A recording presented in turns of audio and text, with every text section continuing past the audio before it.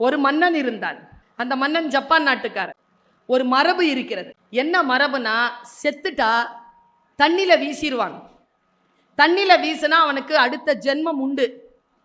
மண்ணில் புதைக்க வேண்டும். பல நேரங்களில் மண்ணில் புதைப்ப ரொம்ப செலவாகும், புதைக்க மாட்டார்கள். அந்த ராஜனுக்கு ஒரு மகன். அந்த பையன் எப்படின்னா, நம்ம வீட்டு பையன் மாதிரி எது சொன்னாலும் மாற்றமா சொல்லுவான், செய்வான்ல. சீக்கிரமா வந்துருனா லேட்டா வருவான்.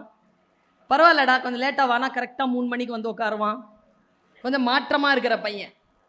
அந்த பையன் எது சொன்னாலும் மாத்தி தான் செய்வான். சாகும்போது இவர் அந்த இளவரசனை கூப்பிட்டு, எப்ப என்ன புதைச்சிராதடா, தண்ணியில போட்டுறா அப்படின்னார். செத்துட்டார். என்ன நினைச்சு அவர் சொன்னார்?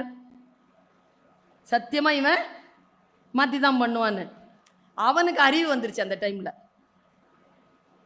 எப்பவுமே எங்க அப்பா சொன்னதை நான் கேட்டதில்லை, சாவும் போதாவது அவன் சொல்றதை கேட்டுடலான்னு எடுத்து தண்ணியில போட்டான். யாரையும் அவ்வளவு சீக்கிரமா ஹேண்டில் பண்ண முடியறது இல்லைங்க. வாழ்க்கை சொல்லிக்கொண்டே இருக்கிறது, கற்றுக்கொள்ளுகின்ற வரைக்கும் சொல்லி தருகிறது. கற்றுக்கொள்வதை நாம் நிறுத்துகின்ற அந்த வினாடியில் கற்பித்தல் என்பது தொடர்ந்த வண்ணம் இருக்கிறது. அதை நம்மால் எதிர்கொள்ளவே முடியவில்லை.